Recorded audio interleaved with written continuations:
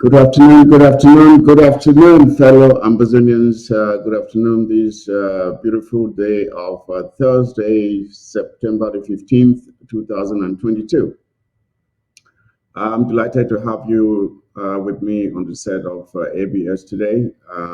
We have some special news to present to you, some breaking news, and I hope you are ready and inviting your friends and relatives to join me on the set today. As I already mentioned, it's breaking news which is being brought to us by our electoral commission, the Ambazonia Electoral Commission.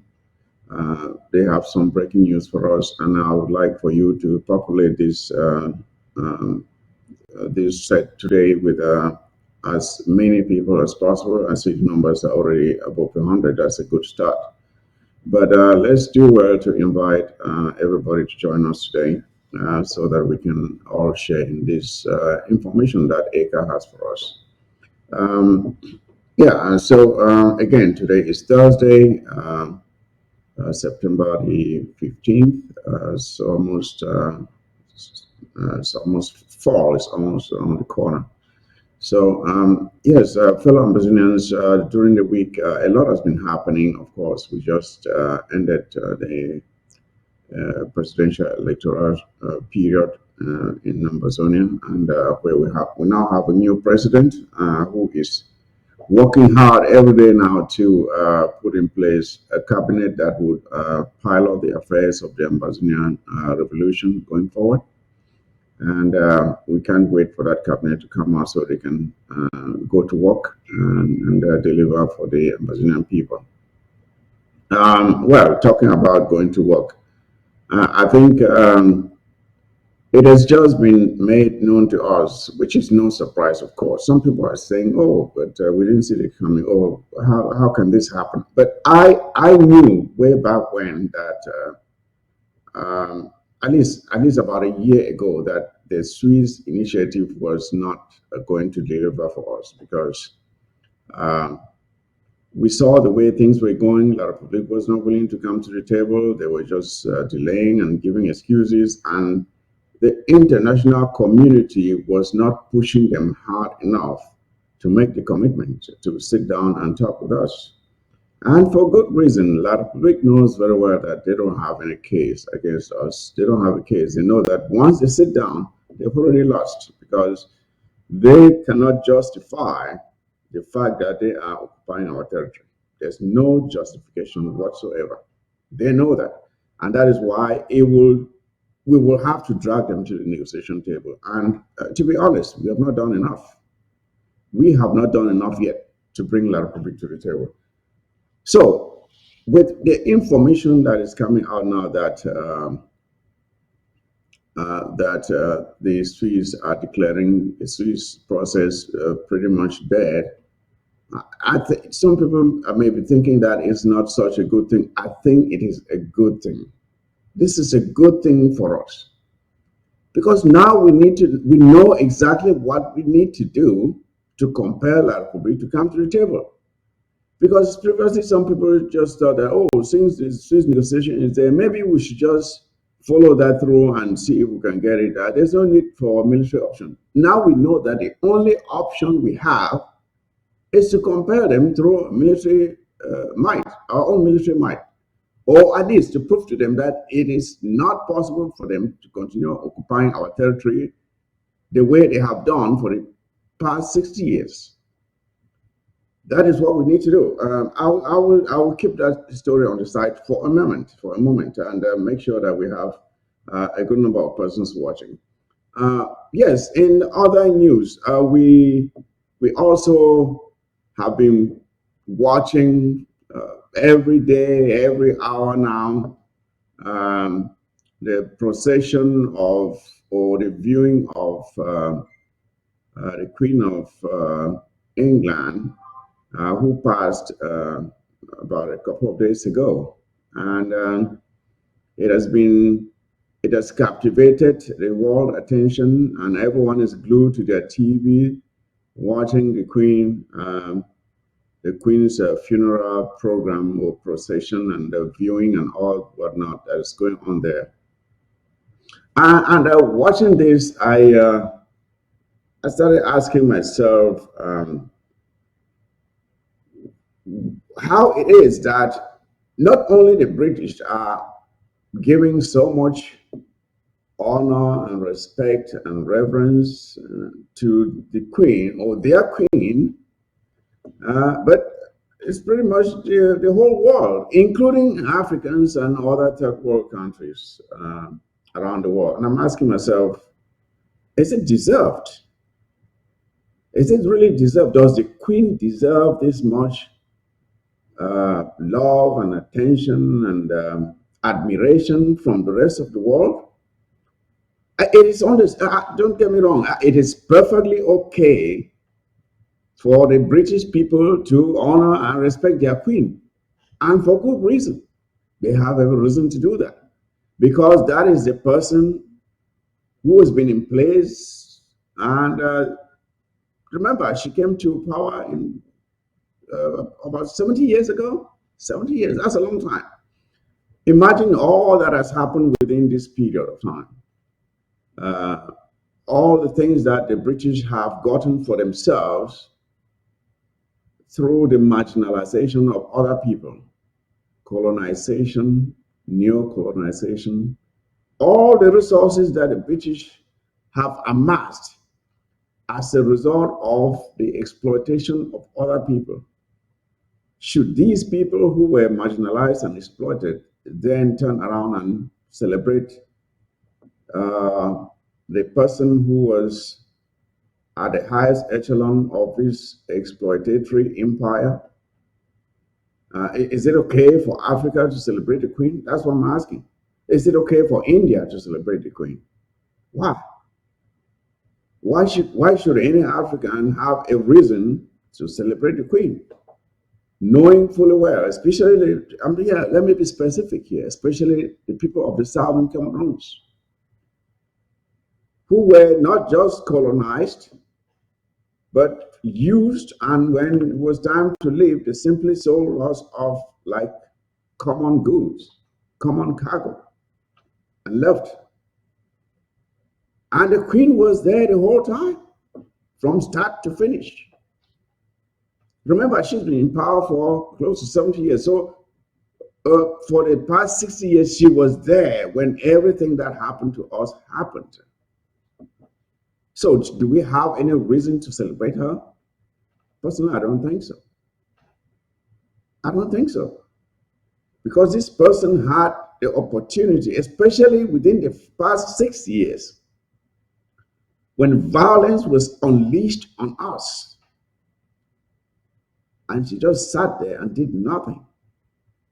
As our people were slaughtered, all mothers and fathers burnt alive, children shot in the head. And she didn't see the need to raise a finger and say, but what is going on here?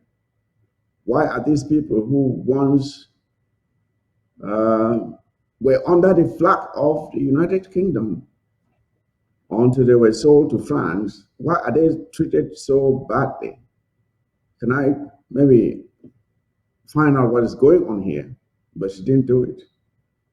So why I'm saying this is I think it is time for us to start appreciating ourselves, giving ourselves some, holding ourselves to some a higher esteem, not always trying to be like someone else. And talking about this, I saw a picture. I think it was today, of a Chinese person, who was crowned as a chief, or how do you call a Muslim chief, up somewhere in the north. A Chinese person, just imagine that, is crowned a chief in the north, in Africa. Someone who probably does not speak your language is now your chief, and the others, the people were now under him, and he was above them in your own homeland. We have to get out of this mindset where we always feel that we are not good enough, that others have a right to tell us what to do. Until we are able to defeat this mentality, until we are able to defeat this mentality, we will never be able to free ourselves. We will never be able to free ourselves. A Chinese man as a chief up in the north. What is wrong with us? What is wrong with us? Why can't we value ourselves?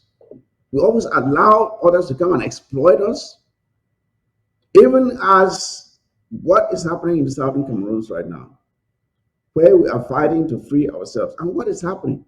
Our own very brothers are there betraying that effort, selling us out to the enemy. That defeatist mentality, that sense of inferiority, where we don't feel that we are good enough to manage ourselves, to be our own bosses. We have to answer yes, sir, to someone else in our own house. And I looked at this image and it was just so pitiful that at this time, 2022, in Africa, we still take a yellow skinned person and make him chief in our own homeland. In our own homeland, we make them chief. Uh, well, that's not the subject for today's discussion, so I will let it go for now. But we'll come back to it. We'll come back to it because we really need to um, help our people to have some self appreciation, to value ourselves, hold ourselves to some higher standard, and not feel that in order to feel better, we have to be like someone else. Because the more you try to be someone else, you are making yourself less desirable. Nobody will want to value you or to be like you when you're always trying to be like someone else. Take, for example, the Americans. They always think in America, before you get to America, that you have this notion that everything is the best in America. That, oh, they have the best this, they have the best that, oh, America, the great this. But that's not true. Not everything in America is great. It is not. But until you get there, you wouldn't know it because what they show you in movies and everything, it's a different story when you get there. You don't know there are homeless people sleeping on the streets, people just living in filth, people standing on the road and begging for change. Nobody shows you that until you get there. Some didn't even believe there were rats and roaches in America. Until you get to America, then you realize that they have the fattest rats and the fattest roaches. So we have to stop being pitiful of ourselves. We should stop being sorry for ourselves and understand that in order to be valid, we have to pull ourselves up and remake ourselves of what we want the rest of us to see of us. That is what we have to do. Nobody will do it for us. We have to do it for ourselves. We have to do it for ourselves. All right, I have my panelists. I'm sure they're ready, so they can come in. Eka is here.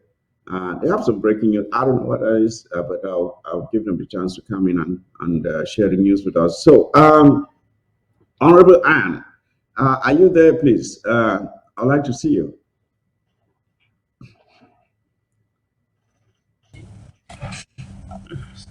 Hi, Okay, yeah, I can see Honorable Anne is here. You can say hello to the Brazilian people on this beautiful day of Thursday.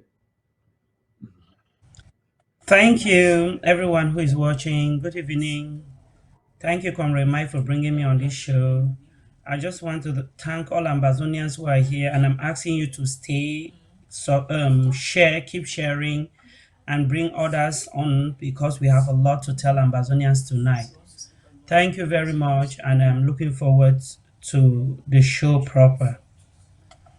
Okay, thank you, Honorable Anne. And the chair of ECA himself is here as well. Uh, Mr. Chair, Reverend Dr. Mike, are you there? Yeah, I can see him there. We can say hello to Amazonians. Can you hear me? He seems disconnected. Is he frozen? He seems frozen. What about Honorable Sama Thomas? Did he sign on yet? Honorable Sama Thomas. Okay. Yeah, Yes, it's good to it have seems you. there. Good afternoon, Comrade Foski, and Mhm. good evening, Honorable Ann, and whatever time that Dr. Michael Chang is serving over there. I send my salute to him and to all televiewers who are watching us at this present moment, especially back at home. May God bless them and protect them from all the havoc that La Republic is rocking against our people. Thank you, Honorable Sama Thomas. I don't know what's happening with the chair. Um, okay, Dr. Ngwabe is here as well. Who is the vice chair of ECA, of course. Maybe that is really helpful because if the chair is having trouble with his connection, then maybe Dr. Ngwambe can fill in. So, Dr. Ngwambe, say hello to our viewers. Yeah, hey, Michael Bala, my fellow Uh, Ambazonians, good afternoon, good evening, and good morning, no matter where you find yourself. Let me greet you for before Machato, for before. Congratulations to President or Comrade Chris, as I'm sure he would like to be known. Greetings to our fellow FMs, the generals, the foot soldiers, our fighters who are gallantly serving the nation. And also a shout out to everybody that loves Amazonia. It's going to be an interesting show today. I also want to make sure I greet Honorable Ann and Honorable Sama Thomas. Glad to be sharing this panel with you today. All right, thank you, Dr. Ngwambe. Let me try the chairman again. Chairman Mike, are you there? He is still frozen. He is still frozen. Dr. Ngwambe, can you carry on? Can we carry on until Chairman Mike can join us later? Are you able to handle what he had to present? Let Oh, me see if I can reach him behind. If you can move on with the guests that are present, let me see if I can quickly ring him. okay. All right. Let me give Honorable Anne the chance to maybe say something while we try to get to the chairman. Honorable Anne, what do you have to tell us? What is this breaking news? No, I think when the show starts, the breaking news will be unveiled. But Okay. since we are chairman, I just want to welcome everyone here, the panelists, Honorable Sama, our Mhm. able Dr. Bambi, and the chair, Reverend Dr. Chang. And I want to urge all Ambazonians here present to open their ears today because what we are telling them here is nothing but the absolute truth. We know there are a Mhm. lot of manipulations out there, but I'm calling on everybody to know that if you are not informed, then you are deformed. This is time for truth and nothing but the truth. We might have seen a lot of allegations going out there that the Restoration Council members are not paying ARF or CID. And I wanted this to be later on in the show, but since we Mhm. are still waiting, I can bring this up. I want Ambazonians to see directly from my phone with the president. I don't know. This Mhm. is my phone with the president. Are you able to see anything? I can see the images, but not any Not, writing.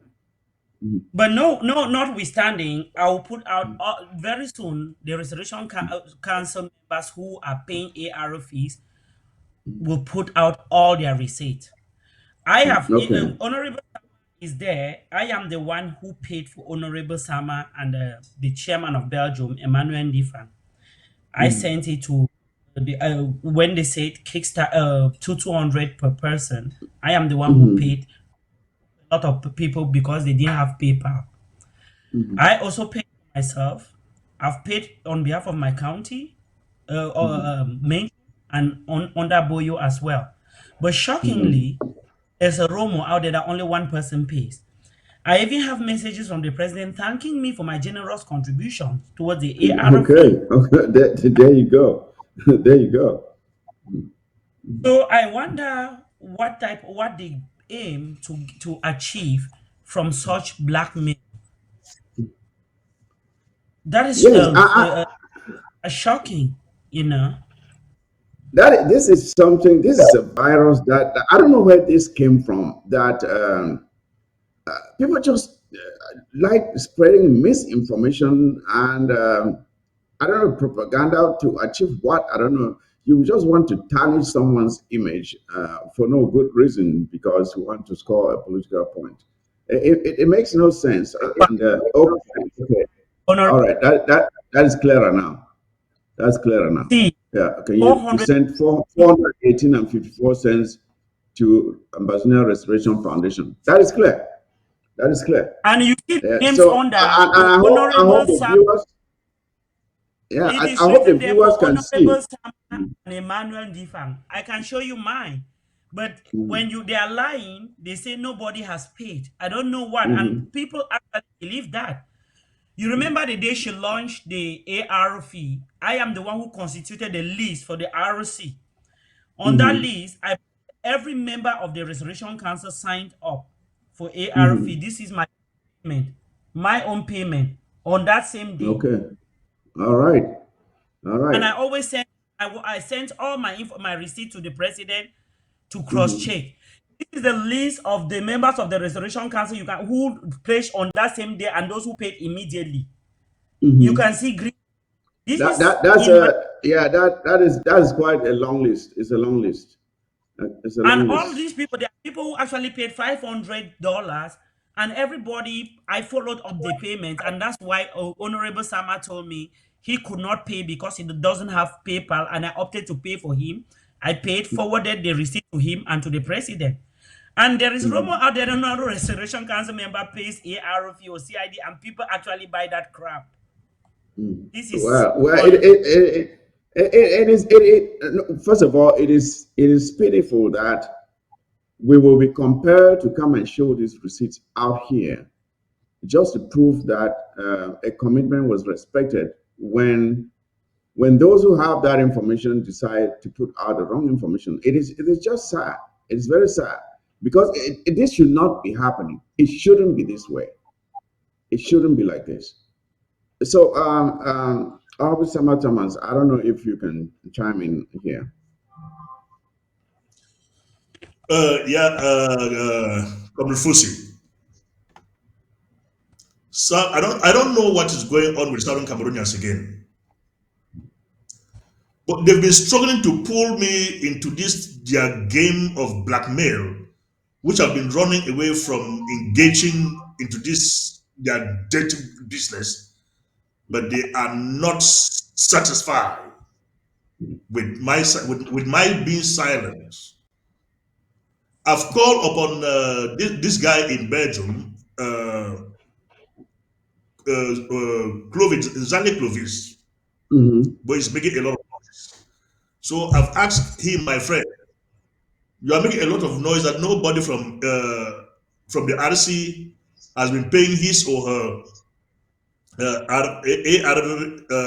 a fee. Can you put out your own contribution as a proof, and let me also put mine to see Mm-hmm. who contributes more than the other? More. Yeah. And he ran away. He's unable to put out that receipt. Like I've challenged the same person always since from my trip to Boya. But this guy is already the highest noise maker in this struggle. But here in Belgium, he has never paid.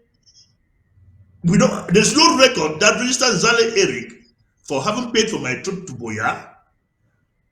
All the lava stamps, which all the money has gone where no one knows, and the draft 2020 2021. Let me end myself in 2021, for this is where I stopped paying my draft, which I paid half of 2021. But I've challenged Eric that if you know that what you are saying is correct, No, put you out are your talking proof of about payment. Clovis. Okay. Yes.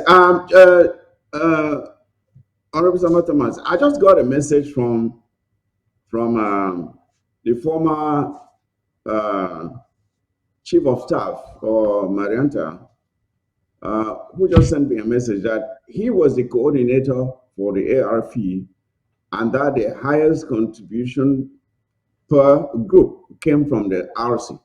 That is the person who was coordinating it. He sent me a message just now confirming just what Honorable Ann was saying there. So I want it to be on the record. Yeah, I think let's check if the chairman is here, because if he's here, we'll give him the chance to speak so that if his network starts disturbing again, we'll know that at least he has spoken. So let's see. Is the chairman here?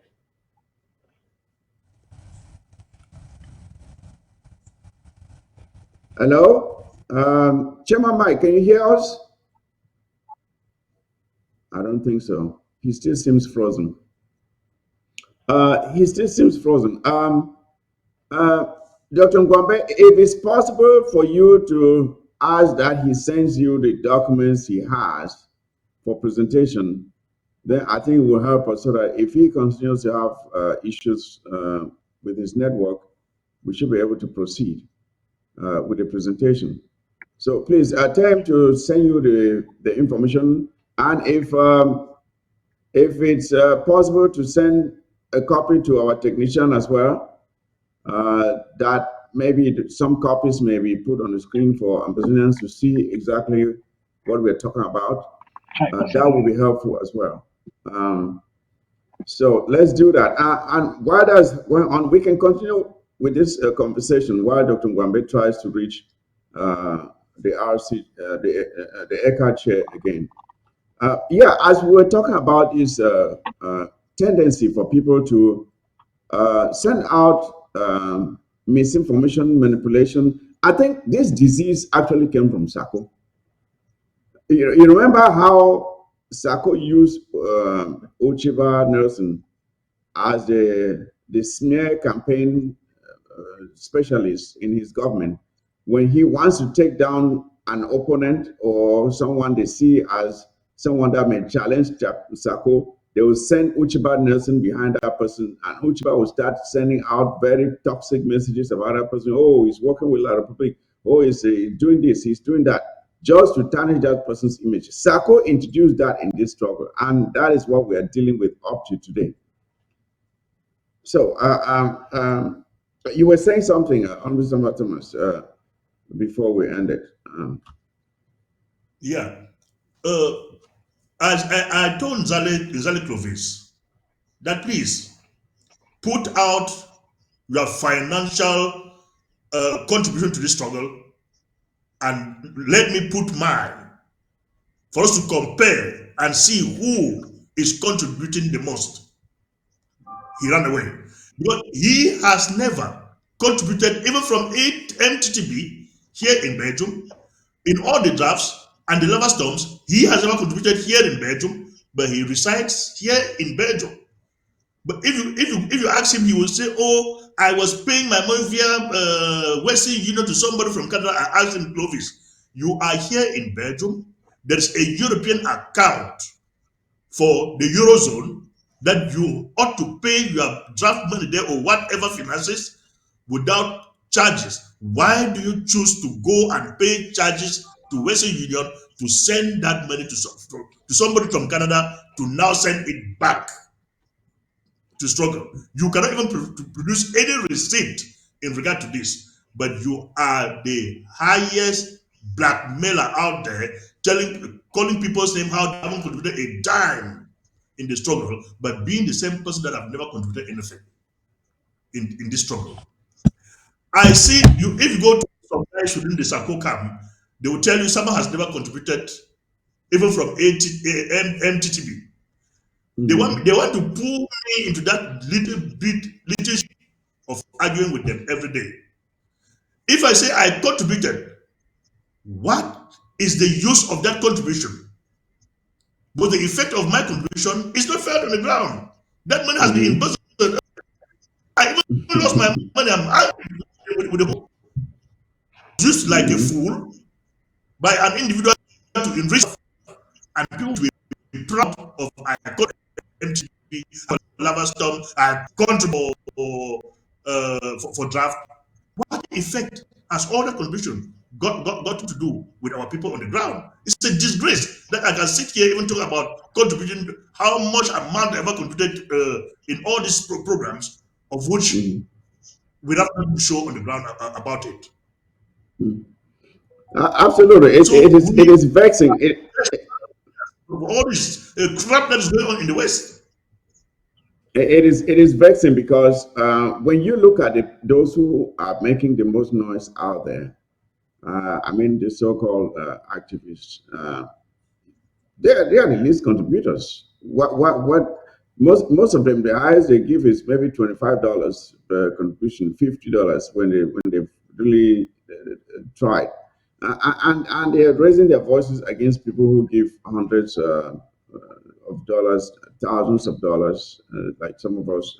It is just sad because uh, they are brought in for one purpose and one purpose only: to cause mayhem, just give out misinformation, confuse the people, make them feel relevant. But I think Ambassadors are seeing through this smoke screen. Ambassadors are seeing through this smoke screen, and they're not buying it. And if in a few days the game will be up, so it doesn't. It should not. It should not bother those who are doing the right thing. Those who are putting their real money out there should be able to say how that money is being used. And if you are taking the money and putting it in your private accounts and doing whatever, people should be able to speak out. We don't just go around and pick money. And then when we contribute, you want to take it and keep for yourself. No, no. It should not be happening. So, again, I don't know. Maybe I should make another check on the chairman if he's back now, so we can actually give Ambazonians the information they've been waiting for. Um, Chairman Mike, are you back, please? Let me see you. Yes, Okay. Yeah. I'm back. I'm sorry Oh, for the. Can you get me, please? yeah, I can hear you five on Yes. five. I will not want to disturb you again. So why don't you just go ahead, please? Run with it. All right, thank you. I'd like to salute fellow Ambazonians and co-panelists, Honorable Anne and Honorable Samuel Thomas, and of course, Vice Chair Dr. Gwande. Thank you for staying tuned to ABS television. We are thankful to the Almighty that we have come this far in our liberations struggle. We have come this far in our democratic process, and it is only normal that Ambazonians should expect a post-election address from the Election Commission of Ambazonia. We start with great recognition of our fighters on the ground, the civilians who are going through quite a lot, and the rest of us in the diaspora struggling to see the smooth and rapid end of the struggle. So let me be sure that the Vice Chair of ECA is there, and if he's there, I would like that he should prepare to do one of the readings that we have for today to the public. We're just coming fresh from electing a new president for the Federal Republic of Ambazonia. And we had international observers, we had independent observers, and sometimes it's always good to hear what outsiders think about what we think we are doing in a democratic process. So if Dr. Ngwambe is connected, please, will you take that? Yes, greetings, Chairman, Reverend Dr. Chang. Thank you for giving me the floor to give this statement that was one of our international observers. Give me a second. Let me pull it up. So this particular recognition is coming from a friend of Ambazonia. He is the general director of National Theological Association, and it goes by the name of Anish in India. So his statement reads as the following: September 15th, 2022, from the National Director, from the Director General of the National Theological Association from India. This is his view.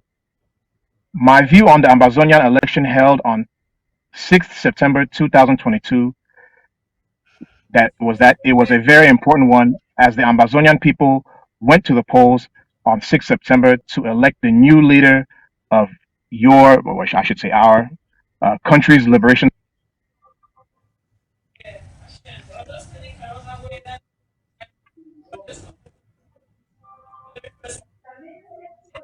Is Dr. Ngwambe there? We lost. I think we lost him. All right, okay, I will go right ahead, then we'll try to get him back, okay? If that's okay. Yeah, go ahead, Chairman. While we struggle to get Dr. Ngwambe on, please, fellow Ambazonians, let us entertain ourselves with what other reporters said during the just ended election. September 13th, 2022, from international and independent observer activist Mome Ndaga. A report on the 6th September 2022 Amazonia election. I was invited as an independent observer to monitor the September 6th election that selected Christopher Anu as the new leader of the Amazonia restoration struggle. Now, to free the people of southern Cameroon.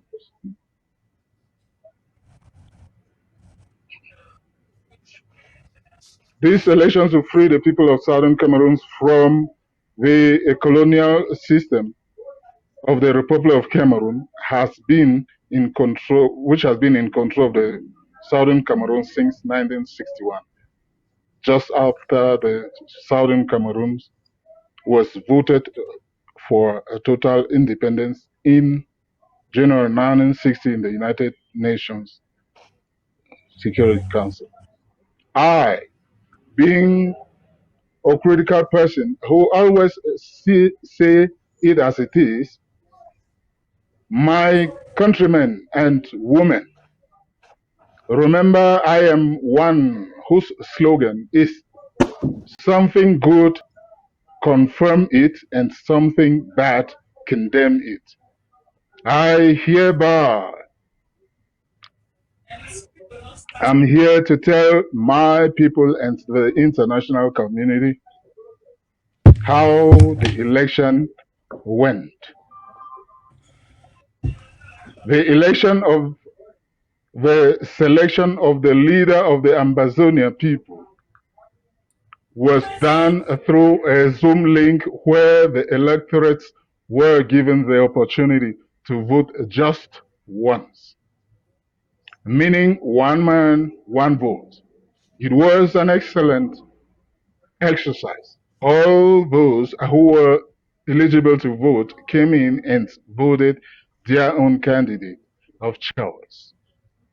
on the Zoom link. The scores were given as the election was progressing. The winner, Christopher Arnold, won at 96.8% and 3.2% for Mark Gertrude. Actually, there were three candidates registered for the election. One, the incumbent president, and the two candidates were left in the competition. The loser at the end of the election, Margaret Kershaw, conceded her defeat and congratulated the winner, Christopher Arnold. That's real democracy. Mome Daga, independent activist, independent observer. Thank you, ladies and gentlemen, for listening. We'll go back to Dr. Ngwambe, the Vice Chair of ECA, to continue with the independent report from an international observer. Yes, my apologies, my fellow Ambazonians. Unfortunately for me today, I'm not in the most ideal situation. So, but let me continue where I left off from the beginning. So, Anish said that his view on the Ambazonian election held on 6 September 2022 was that it was a very important one, as the Ambazonian people went to the polls on 6 September to elect the new leader of your country's liberation struggle. People have chosen their new leader as they like.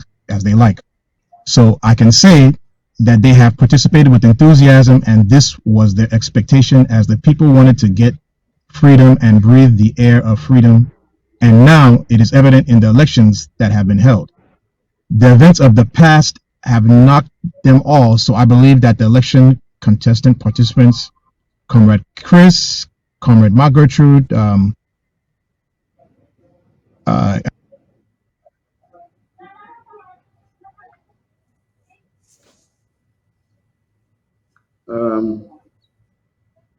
Yeah, I think Dr. Ngwambe may be having issues again with his.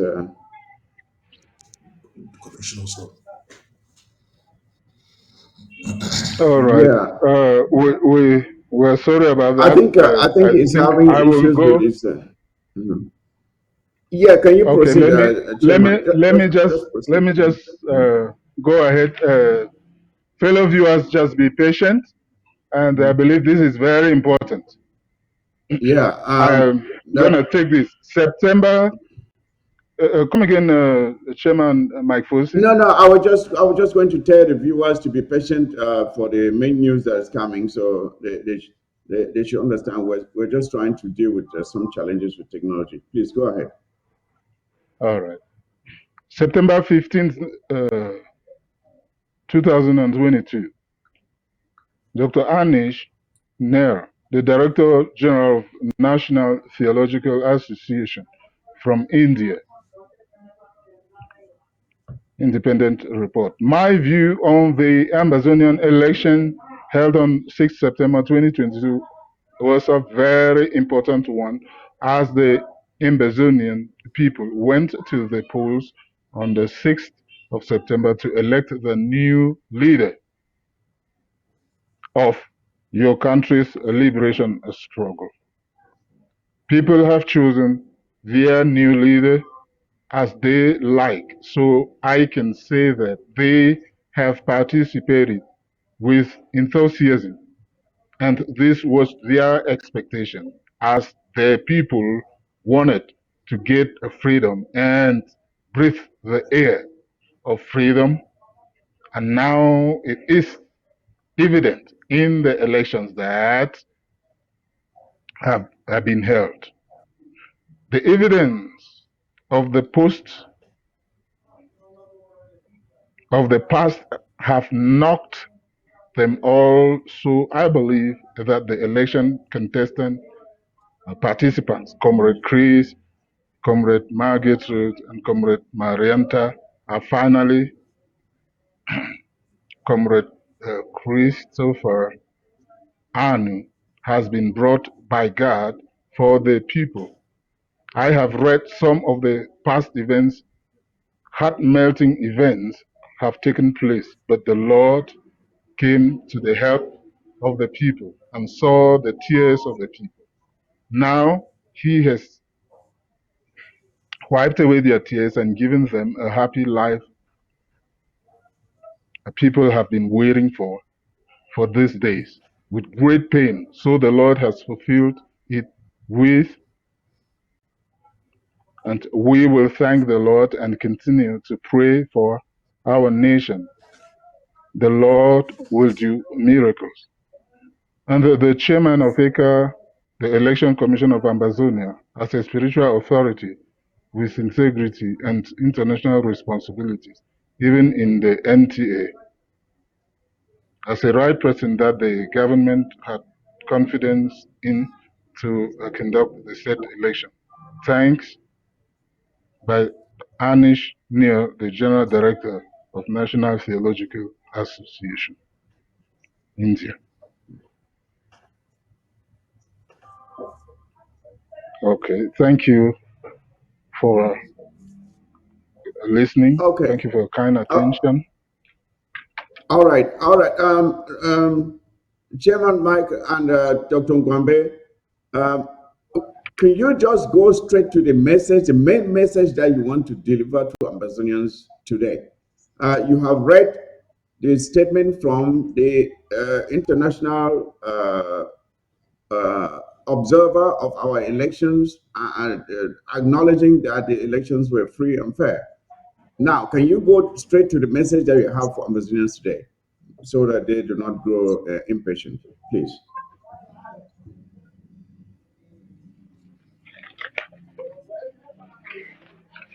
Thank you.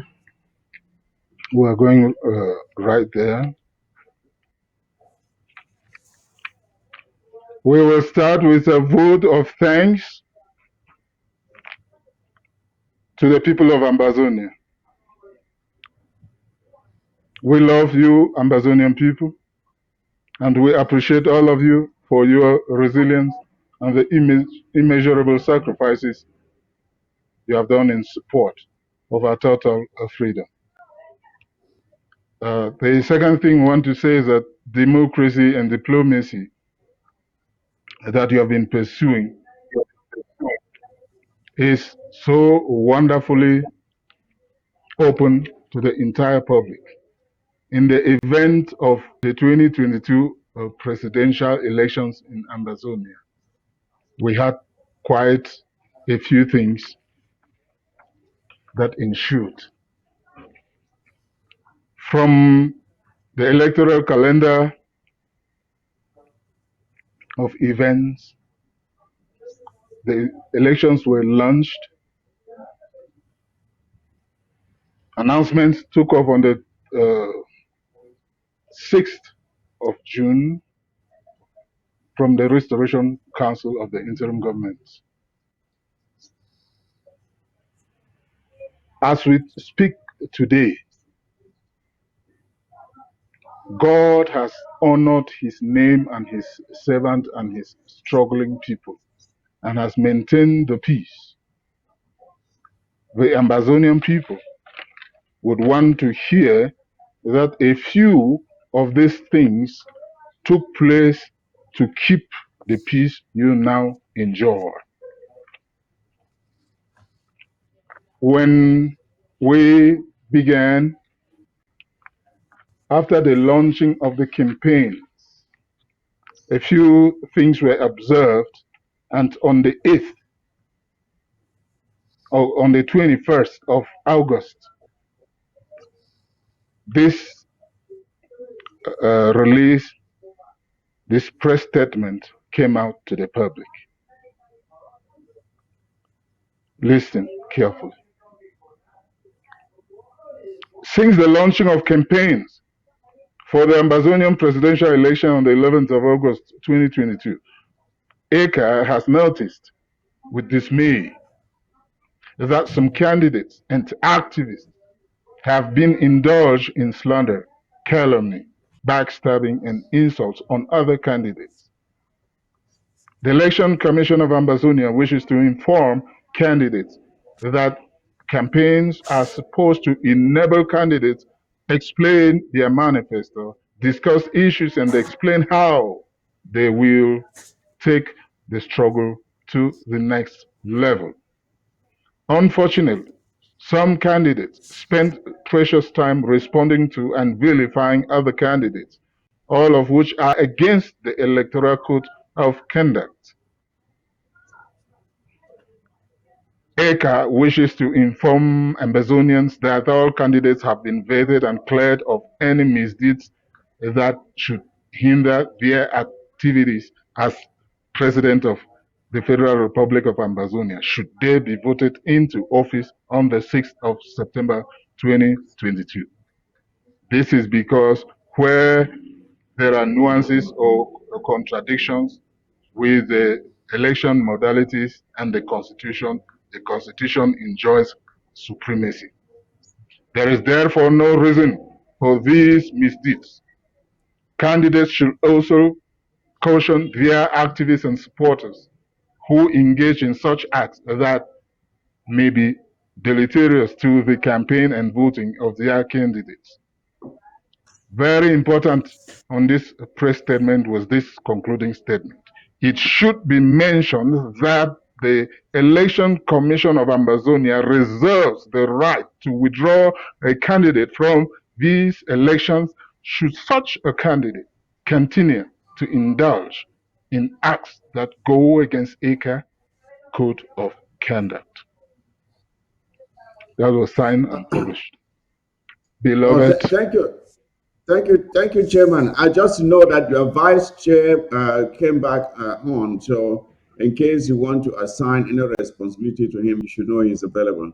I hope that's still the case. Dr. Ngwambe, are you there now? Okay. All right. So it's between the two of you now as you want to assign the responsibilities. All right. Thank you. Yeah, thank you. All right. I'll be I'm still there. I'm still there. I don't know if Chairman had any particular designation that he wanted me to present to the people. Yes, I would like you to get your letter acknowledgement of the known participation of this one of the candidates read to the public. You can get ready with that while I take this second one. Okay. Then you come in after this. Fellow Ambazonians, on the 25th, on the 2nd of September, ECA had to address the office of the President of the Republic, the Federal Republic of Ambazonia, as follows. ECA responds to your letter reference PIG FRA 25/8/2022. The Election Commission of Ambazonia received a copy of your letter reference above, in which you declared the imminent presidential electoral modalities flawed and the Restoration Council defunct. Without going into the definitions of defunct and flawed, we wish to remind you that this process was triggered in July 2022 and you respected the deadline for submission of candidacy on the 10th of August 2022. ECA, upon receipt of the files of candidates, published a list of candidates that had respected the deadline and met up with all conditions for investiture. ECA is therefore surprised to be addressed in your correspondence referenced above with terms such as defunct and flawed being utilized to describe a process that you applied for without reservations, in addition to the fact that your candidacy had been accepted. All the above before the process itself had taken place. Now, in a subsequent meeting with the Restoration Council, ECA was made to understand that They had scrutinized, the Restoration Council had scrutinized electoral modalities with you, Madam President, and your office, severally culminating in submitting your candidacy as an incumbent. ECA had addressed the issue of validation of the various candidates and the criteria with which candidates were vetted, leading to the qualification of all three aspirants. ECA was confident you would reassure the Ambazonian people, encouraging them to be confident in this electoral process. Unfortunately, you did not do that, but you proceeded with your unconstitutional attempts to suspension decision. Be reminded that in an earlier correspondence to you, ECA had warned you of the consequences of your desire to pursue this irresponsible act. ECA is informing you that as a consequence of your obstinacy and disorganizing and attempting to delay the elections, the Restoration Council, in a joint meeting with ECA on the 31st of August, decided to accept your public actions, including your televised statements, as your withdrawal from the race, thus disqualifying your eligibility for the upcoming presidential elections slated for 6th September 2026. This letter is to inform you that ECA has withdrawn the authorization we gave you on 10th of August to be a presidential candidate based on your actions and very public statements. You are reminded that your authority as president of the interim government of the Federal Republic of Ambazonia and your role in the capacity ceases on the 5th of September when your term of transitional president would have expired. Yours truly, God bless you. Signed, Ekache. All right, we move to Dr. Ngwambe now to release the next. All right, Reverend Dr. Chang, thank you, Chairman, for handing over the floor to me. This particular letter was made to the attention of the incumbent president of the Federal Republic of Ambazonia, Iya Marianta'S, and the letter is titled Acknowledgement of Non-Participation in Elections. Dear Madam President, it is with deep regret that we write this letter to you, mindful of the fact that in your recent outings, you have chosen to denounce the structures and institutions of the interim government of the Federal Republic of Ambazonia, which were voted by the people and represent the voice of the people. Mindful of the fact that you attempted to cancel the ongoing elections by announcing the suspension of the same via several public utterances in writing and on video, thereby attempting to undermine the budding democracy of Ambazonia, which is still very fragile.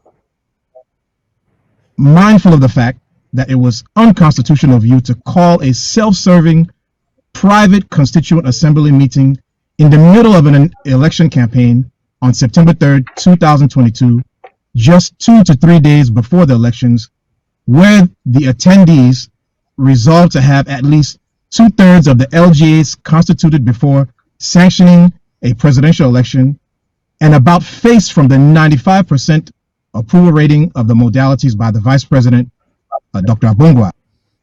Furthermore, your attendees passed a resolution attempting to suspend an election that you and they have withdrawn from, in addition to extending your private mandate by 3 months, pending attainment of 5 of your resolutions from that same meeting, which again is in stark contrast to the principles that underlie the presidential transition period within your mandate and undermines the fast-moving nature of our liberation quest. Mindful of the fact that you attempted to shame and discredit the Federal Republic of Ambazonia to the international community, an extreme unpatriotic act and treason against the state, defined the implicit requirement for a presidential candidate to be patriotic, which does not have to be spelled out in the modalities. In view of the above, ECA has concluded that you have withdrawn your candidacy and has therefore approved your decision to withdraw from the 2022 presidential elections. It is clear that you cannot protect the interest of Ambazonia to the people and to the international community. Furthermore, you have made it clear that your personal interest is more important to you than that of the Ambazonian people. We have seen the attitude of my way or the highway, and we will not allow any dictatorial leadership style in Ambazonia. God bless Ambazonia. And again, Thank that you is very from, much. yeah.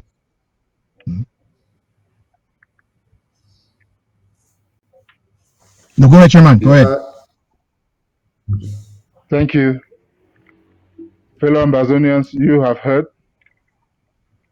Your servants have been working day and night to see that all aspirants to the leadership of this nation have a fair playing field to promote our democratic cause. It has been done, and it has been with your support. ECA doesn't have so much to say. You can deduce, you can draw the conclusion. But if we must say one thing today, the institution, ECA, is there to respect all the institutions of the nation, especially the oversight institution, which is the Restoration Council. And we have tried to do our work in fairness without fear or favor. And we just want to tell the entire public that as this electoral process was concerned, only the three candidates and their campaigns had the legitimate right to petition any action. As of the date of the withdrawal by one candidate, backing out from the debate, backing out from others, and making statements, treasonous in nature and other things that you would want to identify. It was only normal for us to, after taking steps, counseling, and advising, to end up taking back our certificate of candidacy that was given to all three candidates. So the one who backed out of the process has no locus standi whatsoever to protest against the same elections. Not to talk of suspending them to further notice. It is because of our efforts to educate the public. It is because of your understanding that peace has reigned before, during, and after the elections. The little acts of insurrection that have been sponsored here and there did not succeed to sweep away even genuine activists. It didn't succeed to stop the electoral process. And today, we can say that the two candidates who followed and respected the code of conduct of the Election Commission of Ambazonia, respected the institution, have actually done us proud to the international community. You are there as well to then tell the rest that any inconsequential meeting or utterances made out there by activists or ex-presidents is just an attempt to delay their healing process. But Amazonia is going ahead, and we have handed to the public a new president who has also extended an olive branch to all stakeholders, to all.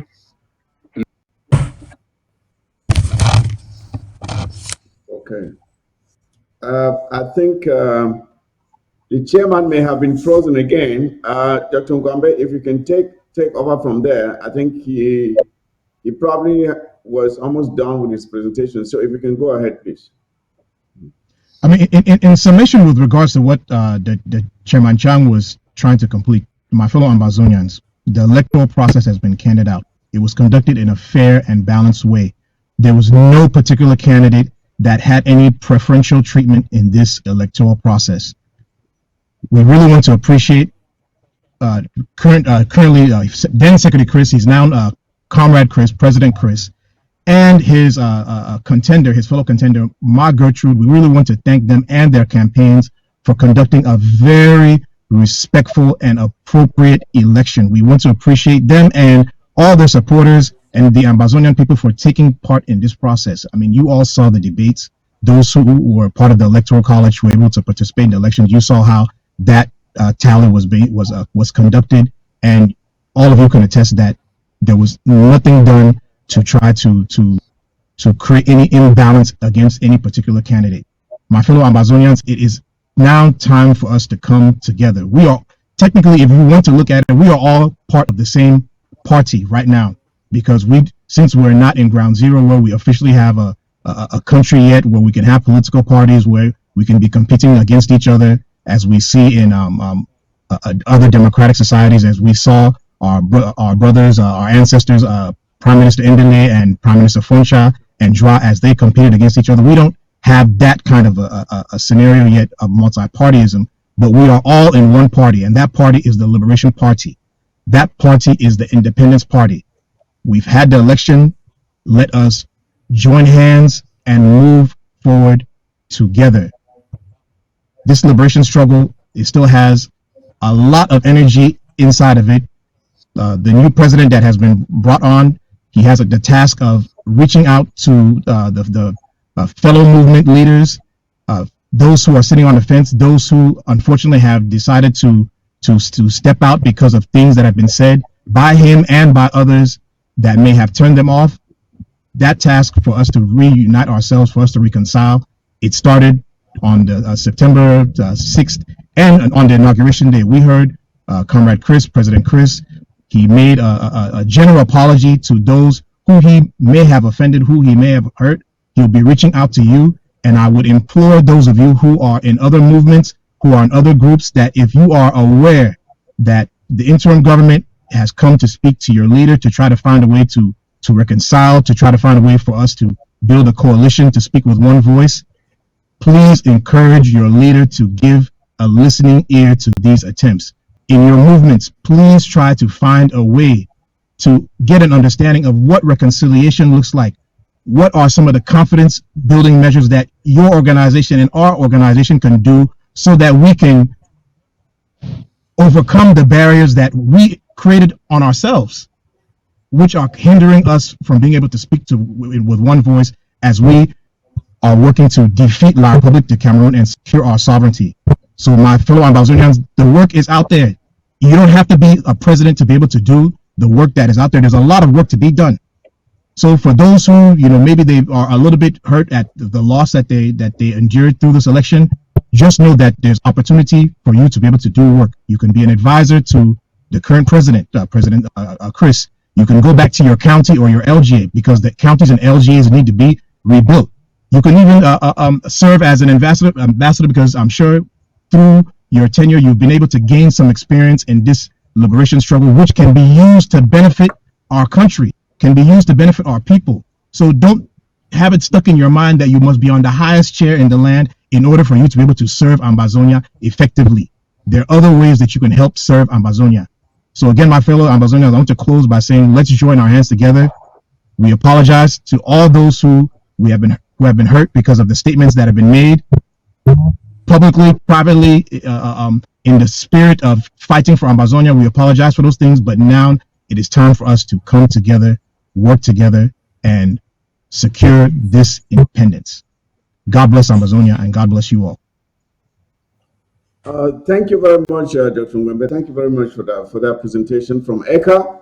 I think that should bring some clarity to how the process was conducted. And even I didn't even know we had international observers that oversaw the elections and have reported on the conduct of the elections, which they are pretty much very satisfied with it. Now, before you leave, Dr. Shungwambe, I'd like us to go through the chronology of events leading up to the elections proper to establish in the minds of Ambassador, and so that after that we can bring in honorables Anne and Thomas to take part in the discussion. But let's just establish the chronology of events as you have presented here, which go thus. First, we knew there was going to be elections when now former President Marianta was sworn in as a transitional president for a period of 6 months. That was known that at the end of the 6 months, there was going to be elections and that a new leader was going to be chosen. Initially, she wasn't supposed to have taken part in those elections, but after other considerations, she was allowed to run. Nothing wrong with that. But now, leading up to the elections, when it came time for elections to be conducted, I believe notifications were sent out, solicitations for any Ambazonians who were willing to take part in elections to submit their documents for consideration by the Electoral Commission, of the Ambazonian Electoral Commission. And then during that period, it is well known that three, or at least initially, there was one candidate we knew was going to run, because at the time there was one candidate that was certainly going to run, and knew that was candidate Marianta, who was the incumbent at the time. We knew she was going to run, and there were no complaints at that point. Let me take it back again that prior to that, the electoral modalities had been established way back sometime in May. And for that period up to when the applications from the various candidates were received, there was really not a lot of contention with regards to the electoral modalities until at some point where the president and vice, after reviewing the modalities and scoring them at 95% satisfaction rate, recommended that some other changes be made. Though under normal circumstances, they should not be able to do that since they were going to take part in that election. But even then, those requests were considered, and half of the 8 conditions they wanted changed were granted. 4 of them were granted, and 4 were turned down, which now puts the 95% up to maybe 97, 98, if you can consider that. Now, it came now to the registration of candidates, when we understand that the president submitted her own application file to run for the elections and paid the fee of $2,000. So she was in up to that point. And then soon after that, other candidates started submitting their own applications. And on learning that one of the candidates who submitted the applications for consideration was one Christopher Anu, all of a sudden there were some serious issues started coming up with regards to the electoral modalities. And there was insistence on maybe either extending the election beyond the time that was stipulated, or that the candidacy of Christopher Anu be annulled for what I don't know. And all these complaints started coming up. Now, to a point where uh, the former president then decided that if this candidate of the candidacy of Christopher Ano is maintained, then she wasn't going to take part in the elections. Is this normal that presidential candidate will insist on the cancellation of another candidate's application uh, just so that he or she can take part in an election? I just want this to be a debate amongst those of us who are here. I see Honorable Ann and Honorable Sama Thomas, if you can join the debate now. I think Dr. Ngwambe has made a presentation. Being a member of ECA and a vice chair of ECA, maybe you should take the lead, Dr. Ngwambe, and then I'll allow Honorable Ann and Honorable Sama Thomas to come in and contribute as well. Deputy Secretary Mike, thank you for going through that recap of some of the events that led up to where we are and up to the election. As you heard me say before, my fellow Ambazonians, we are all part of the same party, the Liberation Party, the Independence Party. There is absolutely no reason why all of us who are part of the same party going into an election that is all about us, that is just going to be possibly changing the person who is leading us. And certain members of the same party have this mindset that they want to not engage in a competition, but they instead want to somehow win through technicalities. Hey, I respect the competitions, the competitive spirit. I get that. But wanting to win through a technicality, or especially technicalities that don't even exist, is not right. It's strange. Even some of the dictatorial tactics used by the incumbent to attempt to cancel an election, dissolve a parliament. These are things that we have seen in autocratic nations. These are things that we've seen even in French Cameroon by Dictator Biya, where I can't remember what election it was I think in the mid 2000s, where he pushed it back by 1 year.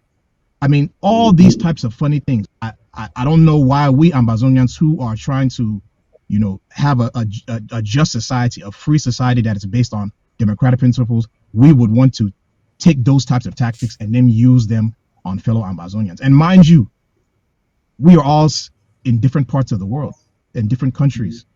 How are you going to force that kind of a mindset on people who are essentially volunteering themselves to serve the country, to be a part of this process? How can you force that?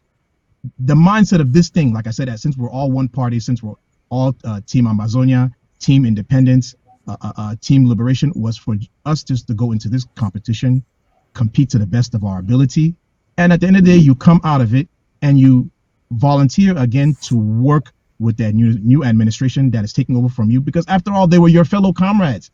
You had already worked together with them to try to achieve some type of thing. So all these things that went down the way they did, I don't get it. I'm hoping that, I'm glad that for the most part, peace has reigned.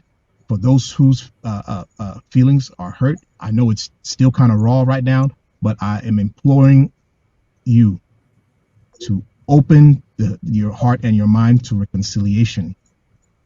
You all heard me throughout the various meetings and outings that we had. I used to say, Ambazonians, we are all we've got. We're the only ones who are financing our struggle right now. We're the only ones who are fighting for us. You see what's going on in Ukraine, right? The United States is giving them all kinds of weapons. The European Union is giving them all kinds of weapons. Ambazonia, we don't have that.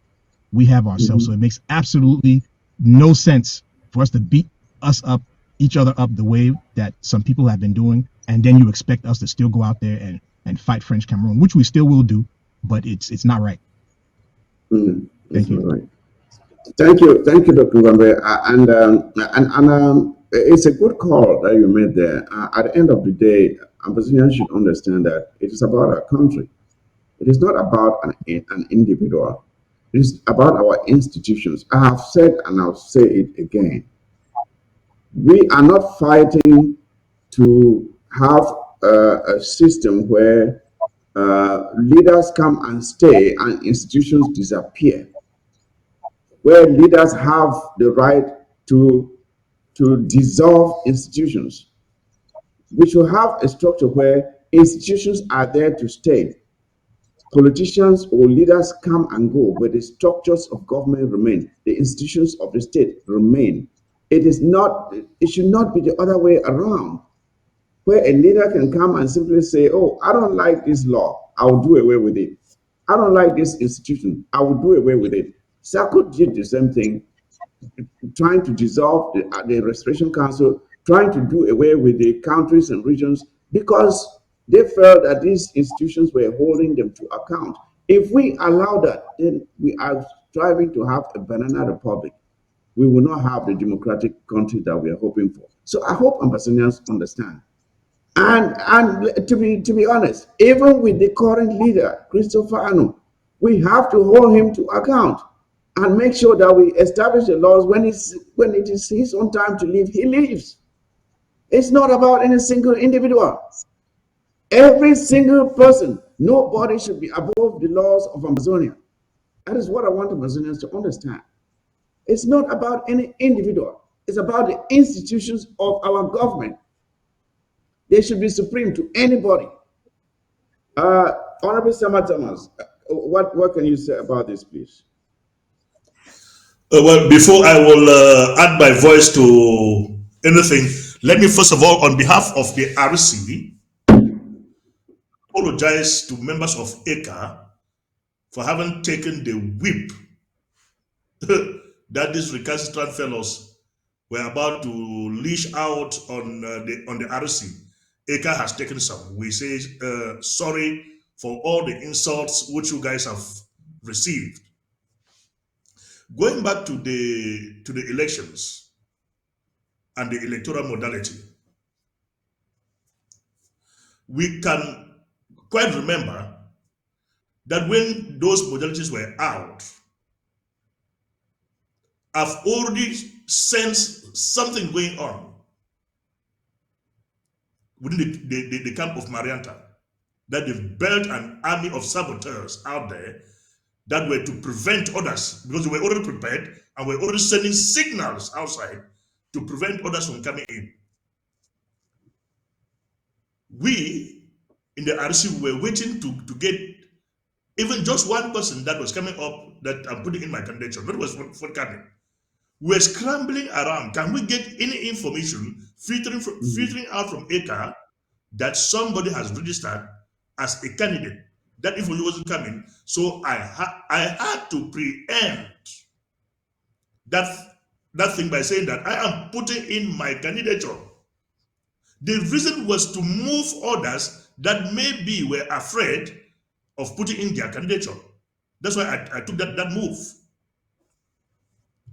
If there was anybody that was 100% guaranteed to be a candidate for this election, it couldn't have been any other person than Iya Marianta. For he could have won by for future if others didn't come in. Like the question I've asked repeatedly, had it been Marianta was the only contestant, will he challenge the electoral modalities that they were not good enough for That's a good her to run question. as a president? That's a She good didn't question. answer that question. I also made a statement that fellow Southern Cameroonians, all of us, we are in the same boat. There must be one person to pilot that boat. No matter who that person is, we should give that person the opportunity to pilot that boat and sail us across the sea. We must not be seen to be the ones rocking that boat to sink.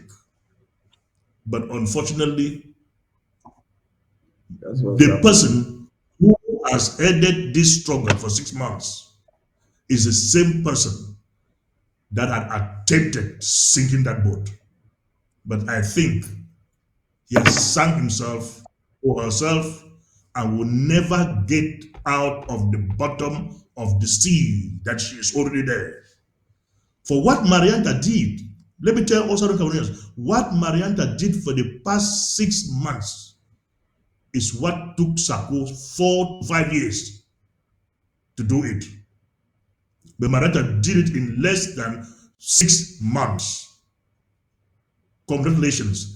I could never believe my eyes that Marianta from London, who knows what democracy is, could stoop down that low to become an absolute.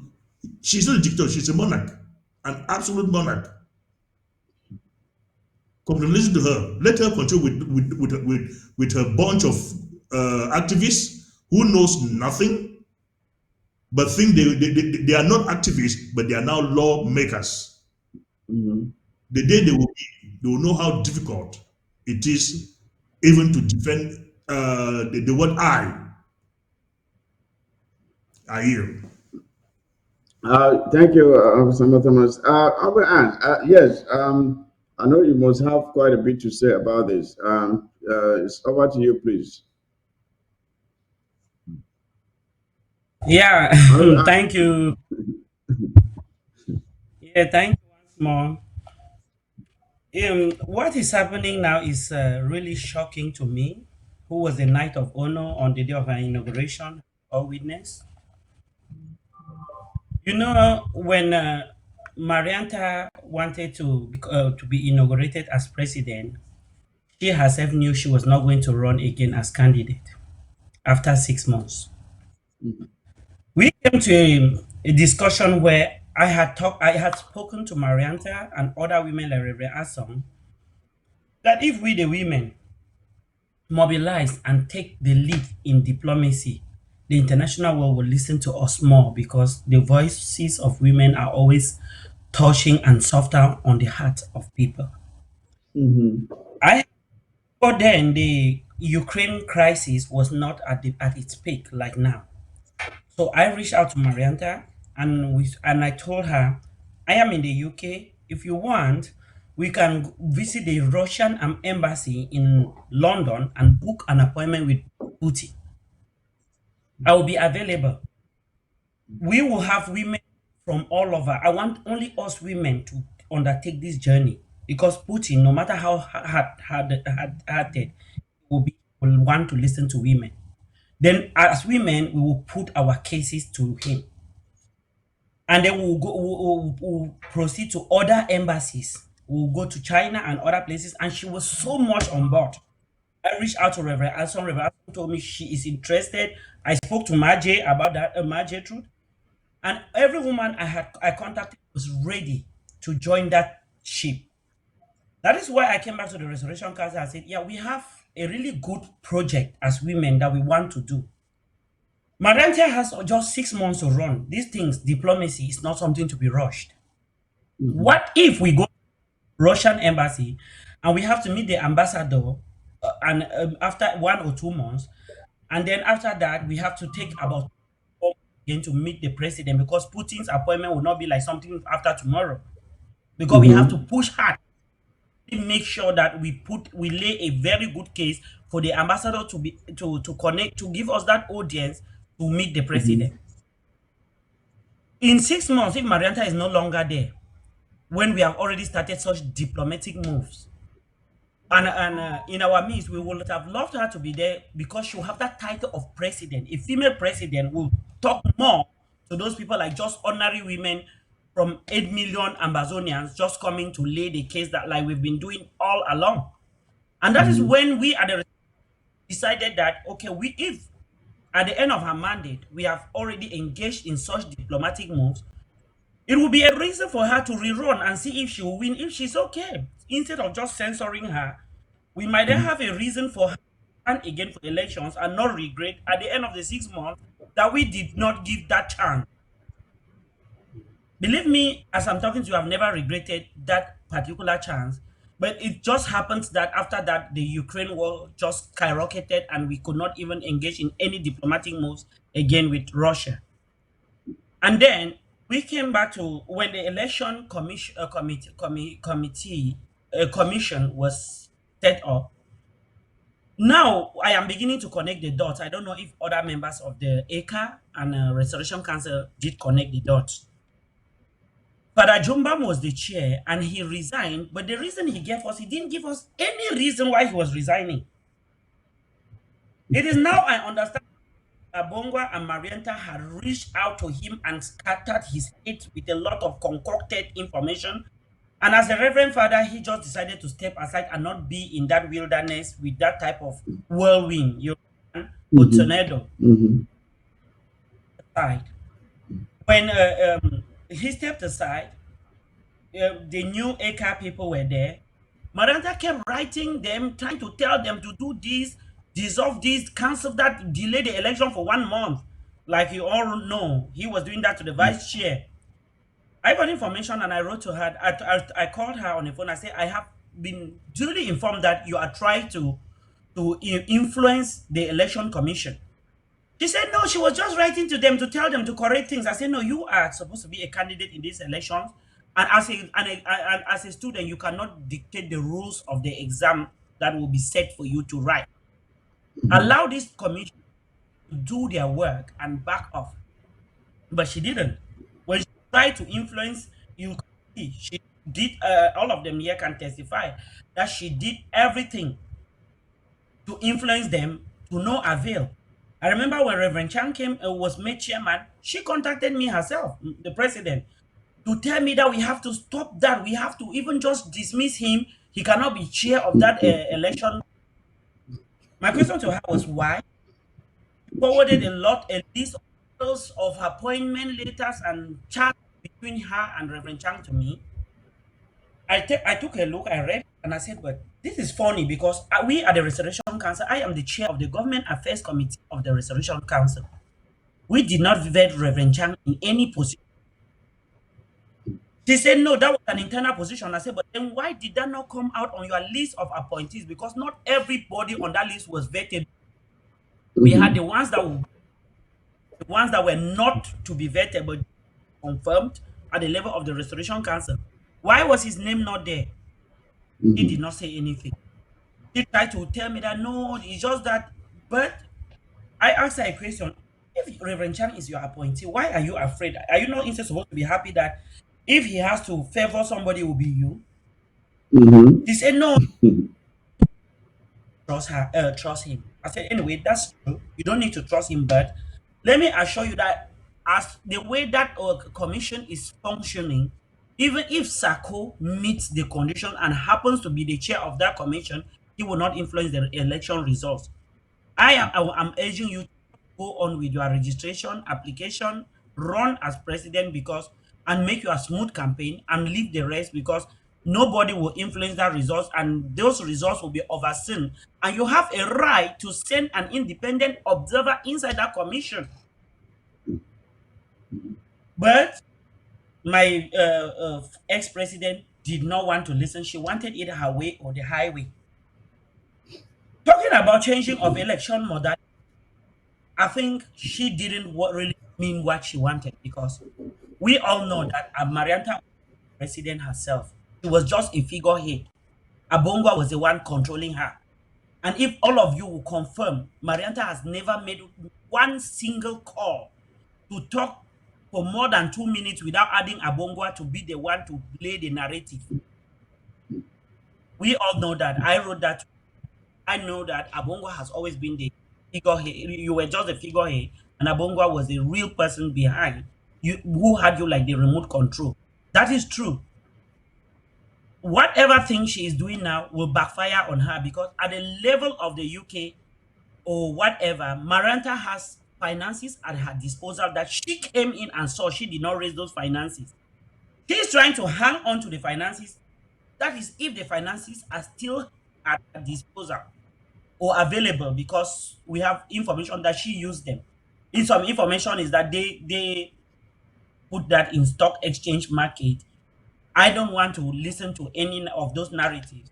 All I believe is that the National Treasury put some money in. She took money and she confirmed to us at the level of the Restoration Council that the money was in the account of her charity, Friends of Southern Cameroon. That money is safe and is in that account. He confirmed that at the Restoration Council. It's on record. But she doesn't want to give the money. And she has decided that she's going to go to the ground zero now to give her a mandate so that she will say that she used that money on ground zero. I want all Amazonians here to be aware that whatever thing you see in the data coming from whoever, any goodwill Amazonian trying to cover those funds, do not say that we are wicked or people are wicked. We need to stop this idea where somebody thinks that you can become a president and when your mandate is over, you hang on or try to divert funds that are meant to fight or prosecute sponsor them. them. You take them as personal funds. That is not going to happen. We are going to set a precedent. And the UK is already working on that. Europe as a whole is working on that. And today, luckily, America has joined. So these three countries make sure that every dime that is at the disposal of ex-president Marianta will go to the national treasury. And if not, you people will see the greatest revolution that will be us rebelling or fighting or demonstrating against our own selves to set an example. Somebody once said that if you have enemies inside and we don't pause to fight and kick out those enemies, we are wasting time because the more you try to fight people out, that enemy behind will keep talking you on the back and distracting you. We are that scene. It has to stop. Yep. I am in the Yep. UK. I know where she lives. I am not that as when I got the call to join the protest everywhere, I didn't want it in the beginning. 3 days ago, I gave her a call myself to cook what is being planned. Please act as soon as possible. Didn't pick, but she keeps sending you messages to me messages to attend her APP or her private meetings, which that I'm we Council just elected a new president, got him sworn in, and then I have to attend meetings with Marianta that she is president. And she goes around with fake information that Restoration Council members are not even paying ARFE or CID. And there are people who are buying that narrative.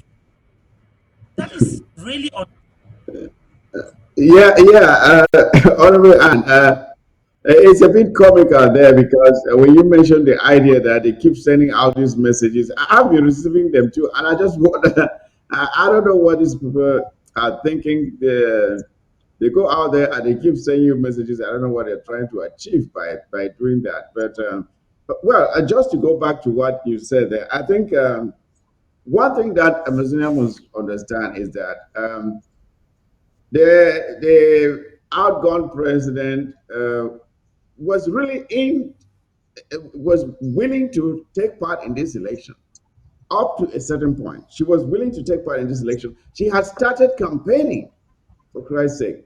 She had started campaigning already, and the only moment they decided to step aside was when they started counting the votes. You remember they were going around talking to counties, talking to LGAs. But when the candidacy of Christopher Anu came on board, and then they started counting the votes, they realized they were not having the votes. And then then it came to a point where some of their strong allies started leaving them. Some of their strong allies started leaving them. And then worse still, they saw that even some of a good number of the cabinet members left them. So they realized this thing is really not going well. So there came a point now for them to even increase the number of demands. And some of the most crazy demands were that the countries and regional coordinators, that was one of the voting pools in the election, should not be included, that it should be dismissed. And just to take it back, mind you, that the countries and regions were the very first voting pool that we ever had in Amazonia. This is the pool yeah, we that know. voted for. This is the pool that voted for Sisiko. This is a simple that voted for Sako, but Marietta came on now and said, no, take these people out because she realized that she didn't have a lot of future favorable numbers were not good with the counties and regions. Then she said, You, oh, the RC too should be excluded. The RC should not be excluded. That only the LGAs, that is a very new voting pool that just came on board. The LGAs only I, came on board now. She said, no, okay, only let the LGS alone. But I mean, what kind of player is this who goes into a field of play and says, if you don't increase that goalpost by 5 meters, I'm not taking part in this game. You must increase the pole by you, 5 meters and only increase the pole when I'm about to kick into the goal. But when the other person is playing, you use it back. That is exactly what but that was trying to do the whole time in this election. So let me know. it's a bit comical. But I don't know. Dr. Gwame, do you have anything else to say about it? It is funny now because the demands that they've made are just so ridiculous, so unconstitutional, and so dictatorial, even. you, bro. I mean, it is very comical, as you have said, and even Honorable Ma'an has said. The way that they allowed their surrogates to vilify people, to insult people, to use some very unnecessarily coarse, abrasive language against fellow patriots. I keep saying it. We are all the independence team. We are all the liberation team. But the way that some of their supporters spoke, the way some of their campaign managers spoke against people who are supposed to, when this is all done, we're supposed to roll up our sleeves and come and work with them. If they would have won, I mean, I don't know how they would have been able to build some kind of bridges because the kind of tactics that they used, it was very disgusting and it was very unfortunate. It was at some point in time, I felt like their campaign was actually campaigning against them by that tactic. That's how it felt. Bro, let me not, bro. Even some of the kind of conspiracies that were coming out from their surrogates, bro. Let me give you one very funny conspiracy, Tom Mike. They said me, you, Reverend Chang, me, you, and Reverend Chang, because we're from Bafut, we've conspired to sabotage the election. I looked that thing, I said, why? oh God, Why? Look, bro. I mean, what are we benefiting? We're instant givers, bro. We're givers. We give our money, we give our time, our lives, and then these people come and make some kind of stupid I don't know. Bro, what beef did we have with them? What beef do we have with I them? don't know. I like Marianta.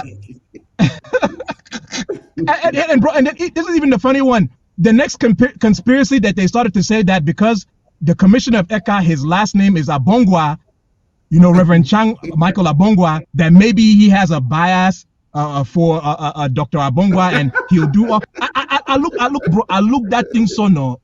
I tire some Ambazonians, my man. I tire some weed. I thought that was supposed to be something that would make Abongwa like Abongwa instead. Bro, I don't know. That be the case?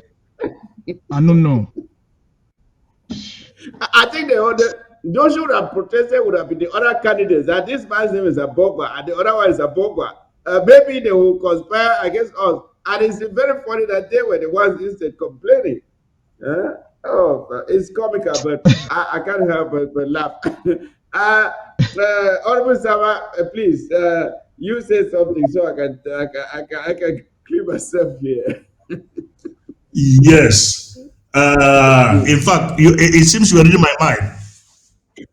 There was a moment on turning from work, I found that my name was my name was breaking news over the whole social media. From Facebook to WhatsApp Spaces, my name was just all over the place. Oh, Sama Thomas has replaced his fraud. ECA has frauded. Sama Thomas is the county coordinator for Belgium, of which Sama Thomas is going to vote. Sama Thomas is the county coordinator. I said, no, but that is true. I'm not the county coordinator of Belgium. And even if I was to vote, I would not be voting as a county coordinator. But mind you, I've been in the county coordinators forum for more than 3 years as an assistant county coordinator for Belgium. So even if I wasn't a member of the RC, then I had to vote for Belgium as a country coordinator. But don't make you guys must not make a mistake. I will not vote as country coordinator. You guys should hold your peace. They were not still satisfied with that. They carried it on to another level. It didn't help them. Even it causes an uproar here in Belgium, which people have to run around and call for a meeting just for that purpose, for nothing. And I told them I will not vote as country coordinator of Belgium. I am not. I will be voting as an RC member. But you guys should be very, very careful. But I want Marianta, call this your hunting dogs, which will form the Blysaku deed to Mhm. order. For even the people that are hanging around you, supporting you, these your hunting dogs are scaring them away and they are abandoning you one after another. If you do not call these guys to order, They will yours destroy it. is finished. Marianta never listened to that advice. He allowed she allowed her people, and her people brought her down. You cannot tell us that Cristiano cannot put in his candidature because of whatever problem you are having with. I asked them, Cristiano yesterday, in your good books, within the twist of a finger, Cristiano is now your devil. Are you guys serious over what you guys are doing? You guys will be very, very, very, very careful. Where are we today? They've swindled the people's money, and they are now. Like I asked them, you people are saying that Mariana Tiboya, after the 5th of September, who extends Marianta's mandate? Mhm. She has just crowned herself. I am Madam Mhm. Mhm. President. I give Marianta the next 3 months. The money that she thinks is with her, even if we allow that money to Marianta, that money will get finished. Mhm. When the money finishes, she will die a natural death like others have. She will not be the one that will be removing money from her pocket to keep on doing what she's doing now. But That of is herself, that it's is a absolutely promise. true. Mhm. Mhm. All the money that is keeping, that is for the struggle. No matter what Marianta has done with that money, she will pay it from pocket. Others have done it Yeah. and go away with it, but she will not go away with 1 cent. It's a promise I'm promising her. When the time will come, all those people that have been with her, ill advising her to do what she's doing, they will all abandon her and run into the bushes. So she will be the one to be responsible for her acts and not her support and not her supporter. So she should be very, very careful. I Yeah, yield. yeah. The challenge I have for Marianta is this: if she knows that she has people around her, let her call for a fundraiser, and then we will know whether she has support. Because as soon as she calls for a fundraiser, a good number of these people who hang around will run until dust will come out from below their feet. Even if they are running, if they're running in the rainy season, dust will come out because a lot of these people don't contribute a dime. They are just there to make the noise. Let her come for a fundraiser. I will see how many of them will show up. When you're done, there is something that one of her men called me and tried to convince me to believe that Marenta is not in possession of any money and that money that was paid for it, she exchanged with the National Treasury to take that. So we should understand that there are new narratives that they want to start selling out there. This issue of sending money to Marianta's account was not a bad issue in the beginning. Let Mhm. it be noted, or just for the record, that I was contacted to provide an account Mhm. in Belgium.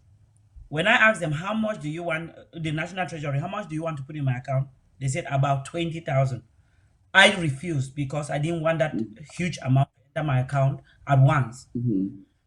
So, but I promised that I could look for a company or whatever that would take Mhm. that.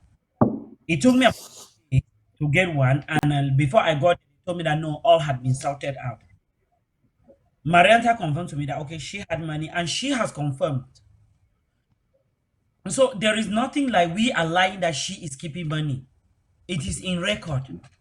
And Mhm. I've attended with the National Treasury with a lawyer where Marianta wants everything for the lawyer to give them a go ahead to use the money that is under court injunction. You understand? In one Mhm. meeting, I said, no, your transition period is ending in about 1 month. You are here fighting to empty the National Treasury account. Can't you instead focus on your campaign and how to raise funds instead of focusing on what the lawyer will on the lawyer telling you yes, use the money. What do you want to use the money Mhm. for? Not fair. I remember in one meeting where they were there, Marianta said if they have to pay for the court case, the pending court case that she labeled Chris Anno, comrade Chris Anno, a convict, Mhm. Which was another disqualifying aspect for her. that no candidate have a court case pending. The court case for Ambazonians, you maybe some of you are not even aware of why the that court case exists. It exists because the ex, why should I even tell him? Sako and his cohort took the people to court for when we recover the funds at the National Treasury. Chris Anu's name happens to come in because they say too went away with funds for ABC, and those were directed to the National Treasury. All the Mhm. funds are with us. He now died for a sin or for money that is for the revolution. Does that make him a convict or a criminal? No, no. That, He's not that even does not. been convicted. He's not been convicted. He's not even He's been not. convicted of anything. Mhm. Body, you don't want ex-convicts, all those things. And now you say they have to give you 10 million or 13 million before they pay the lawyer that will pursue the case, or she was going to use the money at her disposal. I was in that meeting and I remember the president of the National Treasury telling her not to dare. Mhm. And the meeting ended in a haphazard manner. Each meeting that I was there for concerning the National Treasury, she has made that allegation that she will use the money she's keeping, and she has been told, don't do that. We've been into meetings where the National Treasury, first of all, brought up complaints that this woman has presented requisitions. She signs and the VP countersigns. She applies and the VP countersigns, or the VP applies for funds and she countersigns, which is not supposed to be the case. And the Yeah, Treasury yeah, refuses. yeah. I was in that. I told her that okay, for defense you are signing the requisition. For homeland you are the one signing the requisition. For mobilization you are the one signing the requisition. What That is is happening? wrong. Yeah, The that's section of very wrong. At the same time, they were preaching transparency, with such I'm manipulations even going on, shady deals. Mhm. I'm shocked to hear that she even went to the National Treasury and said they should be giving her a stipend and writing that is requisition going to ground zero. Jesus, Mhm. how could we? I have suffered with my trust in this revolution. Honestly, my trust has suffered in this. That is why we have to build structures and not believe in individuals. We have to build structures. Let the structures work for us. Let's not have faith in individuals because we will always be disappointed. Yes. And that Nobody I should. Yeah. what Mm. has to be done to recover those funds from Marianta. I will be part of it. I want Amazonians to know that I will be part of it, and I'm not chickening out one bit. If it ends up that Mm. at the end of the day I will be alone, I will fight it. She has Mm. to give back that. You cannot come for 6 months and you already have 70,000. As I see, I hear it's 70,000. I don't even know the real amount. For in 6 months, does it mean that so most people who position themselves in this revolution are just out to make It's, money from to us? make money. Yeah. Mhm. This is Yeah. not going to We'll get happen. it They're a back. bunch of We'll get it back. imposters. We will get it back. And See, I would like for us, we'll be ending the show very soon. So, but before we end the show, I just want us to take a quick, uh, a quick jab at this nonsense that has been coming out from the so-called uh, Swiss negotiation or Swiss process, which we had for quite some time now. And it is now coming out that it was just a smoke screen, that there was no there. But personally, I have known this for quite some time, that there was nothing that was going to come out of this. And even as much as some of us may want to feel like disappointed in this, because the Republic says they are not interested in any negotiations at this point. And somehow I think they may be right, because we seem a bit distracted. Our boys are still trying on the ground, but we are not as committed as we should. But it brings some clarity to what we should be doing. It brings some clarity to what we should be doing right now, making sure that we are focused on our offensive. I'm talking about military offensive, because that's the only thing the Republic understands. So I want you, each of you, to just give me your own take on how you read this announcement. Was it any? Personally, I think it's good news, because it gives us now the only option we have is to go after La Republic with everything we have got. Because there were some people who were relaxing and thinking that since we have this negotiation, maybe we should wait and see how that will pan out. There's nothing there. So there's only one option now, to take it to La Republic. That's it. And that is my silver lining in all this, because there shouldn't be any doubt in anyone's mind at this point. Mr. Thomas, why don't you take a dig at this? Yes, I think I will put myself here as an expert. Okay. I advise Southern Cameroonians, even within the IG 2 years ago, that we should make a tactical withdrawal from the Swiss talks, Mm-hmm. because I know exactly what I was saying. And I also advise that we shouldn't be selling the idea of the Swiss talks to Southern Cameroonians as if it is something that will come out with something fruitful. Mm-hmm. Because if we keep on doing what we are doing, we will make Southern Cameroonians to fold their arms, thinking that there is a Messiah elsewhere that will come and serve them from their trouble. Mm-hmm. So don't even go out to the public with that myth. Why was I saying don't go out to the public with that crap? When we were back home, whenever there is anything that is like an international opening for the SCNC, and we sell it to the population, will like, hooray, the United Nations is coming to serve us this time around. But when they got that information and that hooray, they now went to their beds and sleep, thinking that they don't have to do anything again with their liberation. Mm-hmm. Mm-hmm. And when that Mm-hmm. hooray, anytime that hooray elapses, and you go back to the same people, you talk to them, they will tell you, you brought this information yesterday. What had come out of it, that you think that you will come now, and what will come out of it.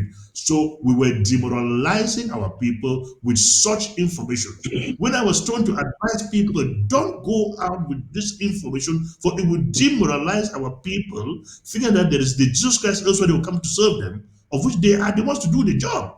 Let us do Mm-hmm. the job by ourselves. If anything happens to come as herb, let that herb meet us on the way, or Mm-hmm. maybe three-quarter way gone. Let that herb meet us there. But we must not stand here, of which we haven't moved an inch, and we are telling our people, oh, there is the Swiss talks, oh, this is going to happen if Mr. Pobia will come there. Today, where is Mr. Pobia and the Swiss talks? Do we know how Uh, much that has demoralized our people? And what have we learned out of it? Southern communities should close their eyes from anything called diplomacy. Even if one happens to come out there, we should close our mouth, keep on fighting until something substantial comes out of that crap before our people will see it that this is what has come, and not tell you that this is coming tomorrow, of which nothing is on the way coming. Be very careful with such information. Are you? Yep. Yeah, thank you. I think you said it well.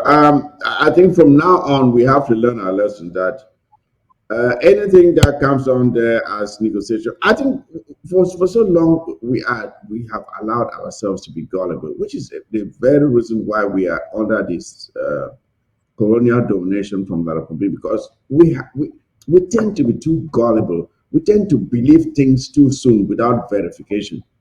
It's the same thing even with all these leaders that was saying we tend to be too gullible that we believe in a person instead of believing in the structures of the government. We just like to believe, and then some of us believe, and then we just hang there. No matter how bad that person will say, let's just manage. And that's why I was saying the other day in my monologue that we have to learn to strive for excellence. We have to learn to demand excellence. Demand the best. Don't settle for mediocrity. Don't settle for the average. Ask for the best. When you ask for the best, worst case scenario, you have something good. You have something good. But when you ask for something good, hey, it is most probable that you may end with something average, which is not good enough. So ask for the very top, so you can now at least set it for something less if it comes to the worst. So, Honorable Anne, I don't know if Dr. Mwamba is still with us, but your take on this this unraveling of this so-called Swiss process, which is no surprise to me at all because I have seen this for quite some time. If we were smart from the beginning, like you have just said, we should have understood that during the Second World War, Switzerland played the role of a neutral country, meaning that they will never take sides with anybody. They will always remain neutral. So how did we even think that they will now try to do something that will even favor one or two people? So Switzerland, for me, was just a way. But if it had come out positively, everybody would have been happy. But after waiting for this long, if they were serious, they should have done or intervened immediately. I remember many frontline leaders have been attending seminars organized by the Swiss government or the NGO that was STE. in charge of the STE. Thank you. So when in Belgium or in Brussels, we received, I think the chairman commenter and other people flew from Canada, came to Belgium. We were so happy. I even organized a reception and I had many of the frontline leaders. We had lunch, a dinner together. Sorry, I thought within 1 or 2 months we were going to Yes. hear any. But now this is I'm almost 3 years and counting. Since then, nothing, nothing. So I believe that this Swiss led talks was also a way for that NGO to collect money or to enrich themselves because nothing has been done. Believe me, they were not acting from their own pockets. They had sponsors from other side Yes, part of the world. yes. They were being sponsored like the Canadians sponsored it, and I think other countries too. Yeah. I think the United Nations as well and other NGOs and other international organizations thinking that they were going to bring an end to the conflict in southern Cameroon, but they were more interested in keeping it longer and making money out of it. So we should be careful. Not only us Amazonians are trying to reap from this revolution, even the whites and the Swiss have just proven to be the same as the Marianta'S and the Sarkos. Thank you. Thank you, thank You you, need Dr. Bambe. to Dr. help Bambe, you from go. the food. So Uh, one thing I would like to point out, because Tom Mike, you're right about, I should say maybe it's Honorable Summer, you are right about this tactic that some of us unfortunately use, which makes our people to sit on their laurels when we actually really need to do the work. There are two things that some Ambazonians have used, which deviates us from actually really doing the work. The Swiss process issue and this issue of September is coming, or is it October is coming? Ambazonia is going to be discussed at the at the UN General Assembly. Every year we keep hearing that thing, every year. And when it comes and passes, it doesn't happen. I don't get fooled by it because I know that it's a tactic by those people who think that they're the God-ordained leader and they're the only ones going to Boya. That's the tactic that they love to use. But the fact of the matter is that I understand that sometimes we have to use certain messaging to keep people motivated, right? We have to use, that's why you can understand why when Secretary Chris came out and he made one of the statements that he made telling what he felt was the truth about the state of the liberation struggle, some people were upset that, oh, he's giving La Republique ammunition and all that kind of stuff. But sometimes you need someone to tell you the hard truth so that you can make up your mind that I'm going to sit up and I'm going to do what I need to do to get the damn job done. Sometimes you need that. Personally, when I look at the Swiss process, I looked at it from the point of view that, hey, this was something that, because Tom, Mike, you and I have discussed this. I looked at it from the point of view that this was something that it was going to give we Ambazonians the diplomatic cover that we needed so that we are not viewed as bloodthirsty French Cameroonians who are just killing people for no reason. Absolutely. You understand that? But the real work of it is that we needed actually to kick La Republique ass, secure territory, and get some real leverage, which would compel La Republique to come to the negotiating table. If you look at the history, if you look at recent history of new African countries who are technically in the same situation that we are, where when they went into the relationship that they did with their country that they were associated with, and I'm speaking about Eritrea and South Sudan, these are two new countries who were supposed to be in federations with the countries that they were associated with. The only reason these two countries ended up being able to get their liberation was because the country that they were breaking away from, it was so expensive, it was so costly, it was so deadly to continue to hold on to these republics. And they ended up saying that, hey, it is a win-win for us if we let those people go. Because if we don't let those people go, we too are going to crash and burn. This Swiss process did not stop us from continuing to fight. And we continue to fight. It's just that things have gone the way that they've gone. And now we need to renew that fighting spirit. We need to give out a hand of fellowship to any of our brothers and sisters who we have offended or who have offended us. Find ways to do things that is going to build confidence amongst us and fight La Republique. Like, I'll say it one person, but we know we're not going to dissolve our institutions. Let us fight as one person from our separate institutions. That's what I think we Ambazonians should be focusing on now.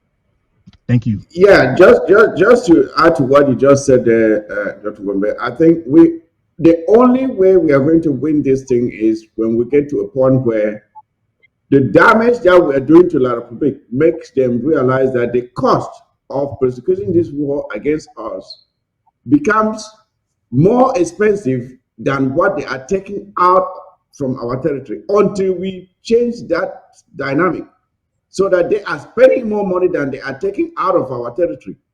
They will not think otherwise. That is the challenge we have, to make the war so expensive to La Republique that the cost of holding us or holding on to us becomes too expensive for them to bear.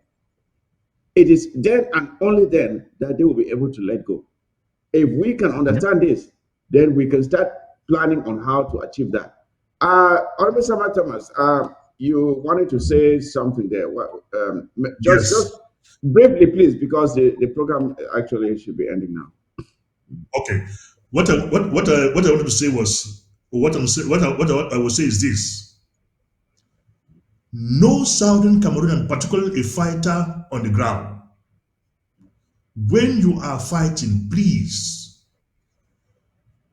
keep aside anything called international convention that might come after you tomorrow. When you are fighting, keep aside anything called international convention that you think might come after you tomorrow. If it is to kill La Republican citizens and even kill pregnant women, let them be 1 million. Kill them. That is what is going to cause the international community not to be sending diplomatic envoys across. They will send soldiers down there to cause a buffer zone between the Southern Cameroon people and La Republic Cameroon. If it is to massacre them for a day, 50,000. Do just that. That is what is going to attract international attention and action. Never you guys be afraid of any damn thing called international conventions or Geneva, whatever convention. Don't keep that behind your memory. Do the job that will free you and stop thinking of a certain convention elsewhere. You were never a signatory to that convention. Like the Southern Cameroon people were never a signatory to that convention, and that those conventions got nothing to do with Southern Cameroon. A year. Yes, Honorable Sama Thomas, I think to summarize to our fighters or brave fighters on the ground, whatever you're planning to do now, you have heard from a lot of people to Cameroon that they don't care about negotiations. So whatever you're planning to do, we are not going to go into any specifics. But whatever you're planning to do now, you go out for Operation Shock and Awe. That is what you have to go for. Shock and awe. That is with the new leadership that we have now. That is what the target will be. Shock and awe. Since they have come out and said it with their own mouths that they don't want negotiations, okay, let's see where that takes us. So I want to thank you again, Honorable Sama Thomas, Dr. Ngwambe, Honorable Anne, and of course, Chairman Michael, who was kind of dropped off by his network, but at least he had delivered his message before dropping out, so that's a good thing. Again, I thank you all, fellow Amazonians, for watching today, coming onto the set of ABS. I hope the information we have given to you is useful. At least you know how the elections, the conduct of elections that just ended. So that, and the importance of this is so that we can learn from the process. What did we do well? What didn't we do so well? And how can we learn from these mistakes to improve on future elections? That's the whole purpose. Because if we don't learn from our mistakes, then we will not be able to correct them going forward. But overall, I think it was a pretty good exercise, transparent, given that this is the very first time we have done this. At least at this level, it was the first time, and I think we did well. But that is not to say that we did not have some challenges. So we will try to correct them going forward. I thank you again for watching, and we hope that going forward we will do better in future elections. And again, we want to continue encouraging our fighters on the ground who are doing a great job with limited resources as compared to the Republic, who are exploiting our resources and using them to buy weapons and kill us again. But we will change that. And again, to our fighters, please treat our civilians well. Treat our civilians well. They will take care of you. They will protect you. Do not hurt them. You are fighting for them. Remember, you are fighting for them. So be kind to our citizens.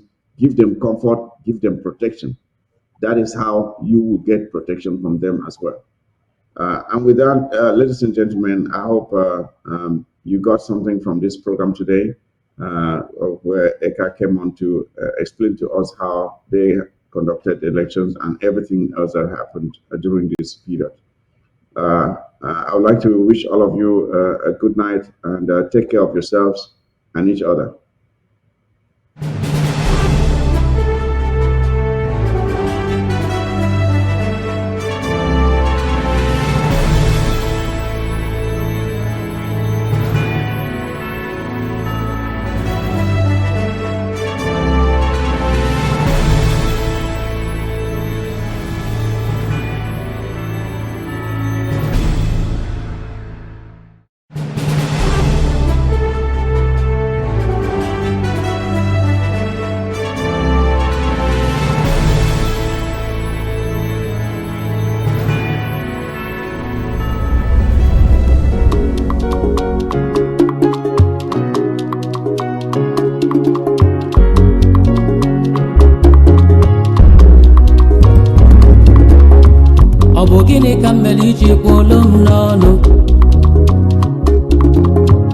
ọ bụ gịnị ka mmeli iji kpọọ masị ọkwa mụ na ya bụ nwanne onye jebe ọkpọla ibe ya onye ilo bịa wee tinye ọgba aghara na mụ na ya bụ nwanne onye libe onye tibe ya n'ọkwa nwanne ozu na wozu arụ abụgbana na mụ na nwanne mebesigo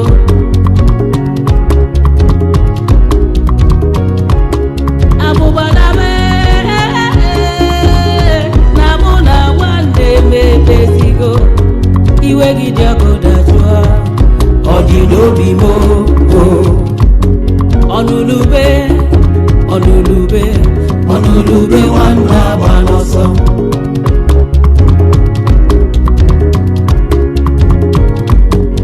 ọnụlube ọnụlube ọnụlube nwanne agba n'ọsọ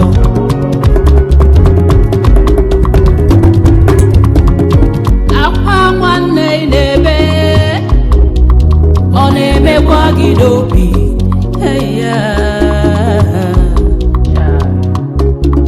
isu ka mmadụ na-eji ka ịmalụ mana ị na-agba nwanne gị ama ka relia delisi onweva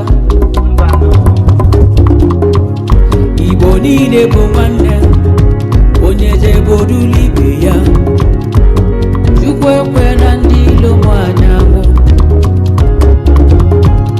na mụ na ya bụ nwanne onye libe onye tibe ya n'ọkwa nwanne ozu na wozu arụ